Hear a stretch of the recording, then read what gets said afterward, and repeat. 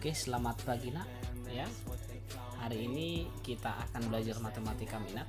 Ini kita masih pertemuan pertama nak ya. Oke, yang kita bahas kali ini yaitu tentang fungsi eksponen. Ya, di buku cetakmu juga ada pada halaman 6. Ya, pada halaman 6. Oke. Jadi yang pertama mau kita bahas di sini adalah perpangkatan. Sebenarnya ini sudah pernah aku pelajari waktu kamu kelas 3 SMP. Tetapi sekilas Bapak ulangi ya. Perpangkatan itu adalah perkalian berulang nak ya, perkalian berulang. Jadi kalau misalnya Bapak bilang A pangkat N, berarti A kali A kali A sampai A, dimana A nya itu sebanyak N kali. Nah gitu dia. Contoh kalau seandainya Bapak bilang A pangkat 2, berarti A nya sebanyak 2 kali, berarti A kali A. Kalau misalnya Bapak bilang P pangkat 3, berarti sama dengan P kali P kali P. Makanya disebut bahwa perpangkatan itu adalah perkalian berulang. Iya. Jadi sebelum kita bahas beberapa contoh soal, ada beberapa sifat-sifat eksponen yang perlu kalian pahami nak ya. Iya. Jadi di situ sudah ada Bapak buat, ya, sudah ada beberapa sifat-sifat. Yang pertama nanti X pangkat 0 sama dengan 1 dengan syarat X tidak boleh sama dengan 0. Jadi semua bilangan dipangkatkan dengan 0 hasilnya 1 nak, kecuali 0 itu sendiri. Contoh 0 pangkat 0 itu bukan 1, dia tak terdefinisi atau tidak bisa ditentukan. Tapi contoh kalau Bapak bilang 100 pangkat 0, ya 100 pangkat 0 itu hasilnya juga 1. Oke, rumus yang kedua yang ini nak, X pangkat M dikali X pangkat N itu sama dengan X pangkat N tambah N. Jadi kalau misalnya basisnya sama, si X itu disebut basis karena dia perkalian maka pangkatnya jumlah gitu. Sama halnya dengan yang rumus nomor 3, kalau dia pembagian maka pangkatnya kita kurangkan. Ya, rumus berikutnya kalau terjadi 2 kali pemangkatan, yaitu X pangkat M dipangkatkan lagi dengan N, maka pangkatnya kita kalikan saja nah, jadi X pangkat M kali N gitu ya. Oke, bagaimana jika pangkatnya sama tapi basisnya berbeda? Jadi kalau di situ kan basisnya XY, sedangkan pangkatnya sama. Jadi pangkatnya itu bisa kita keluarkan dalam kurung. Jadi kita kalikan dulu XY-nya gitu.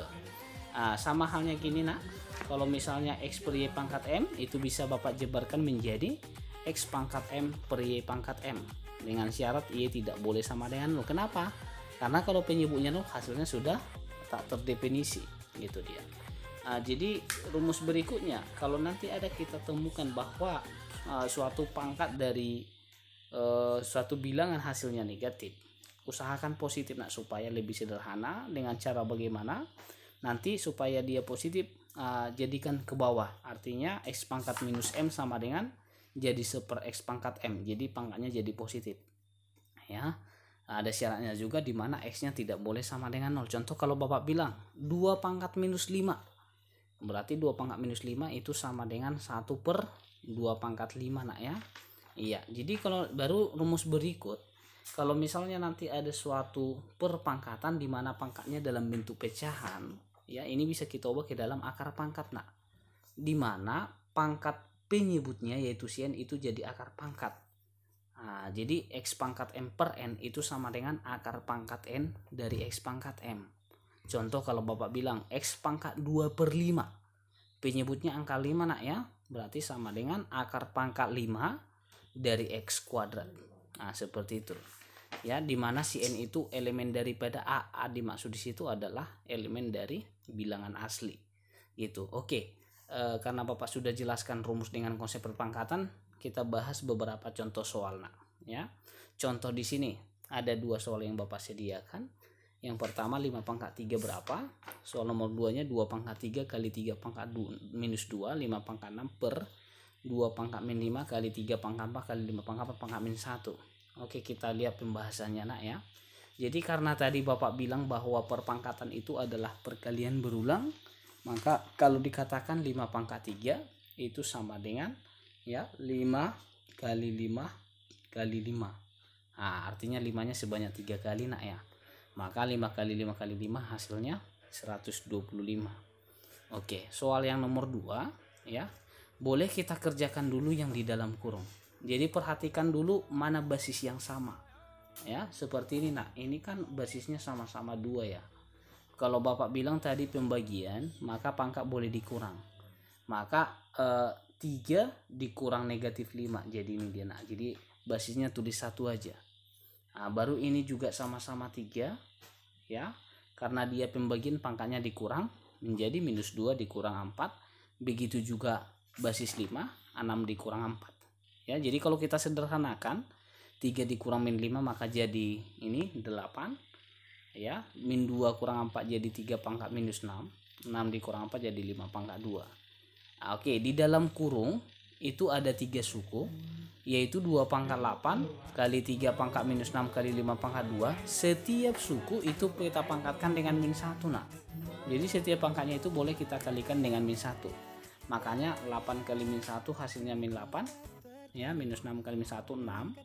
2 kali -1 -2 ya. Jadi setelah di sini kan perhatikan nah, di situ hasilnya masih ada pangkat negatif. Jadi kalau suatu pangkat itu bentuknya sederhana jika pangkatnya itu harus positif.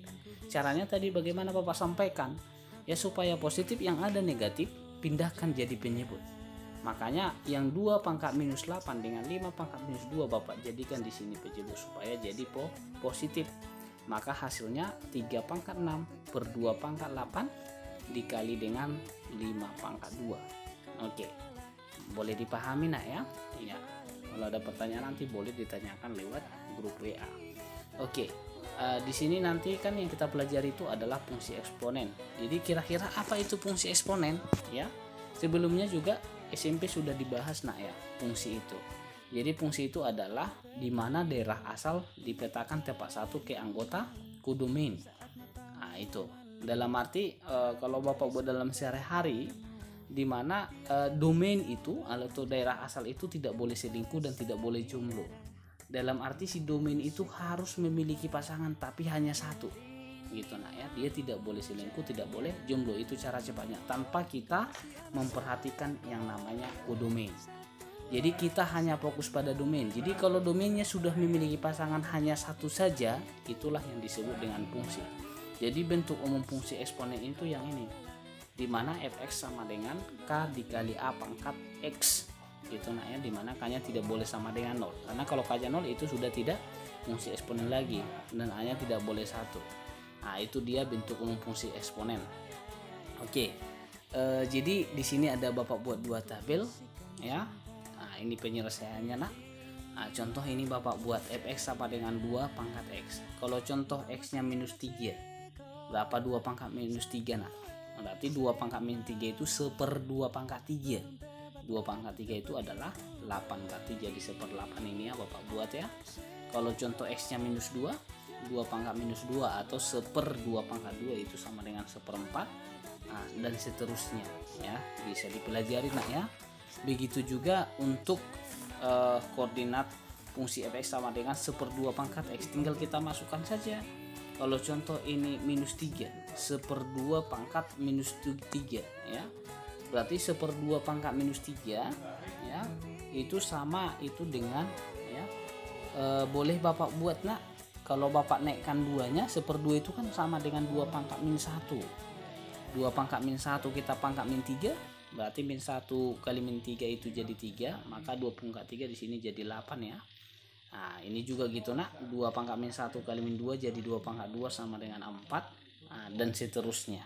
Jadi Bapak harap kamu pelajari. Nah, jika misalnya ada pertanyaan tentang ini juga bisa langsung ditanyakan lewat WA Bapak ya. Oke, jadi itu sekilas tentang yang namanya eksponen nak ya. Oke, jadi kalau misalnya nanti ada pertanyaan tentang materi kita hari ini ya, boleh ditanyakan lewat WA. Oke. Di sini ada Bapak buat 2 soal latihan ya, Bapak harap dikerjakan di buku latihan nak. Ya, jadi jika ada pertanyaan sekali lagi Bapak tanyakan ya, Bapak sampaikan, boleh ditanyakan lewat WA. Oke, sampai di sini pembelajaran kita Bapak akhiri. Selamat pagi nak.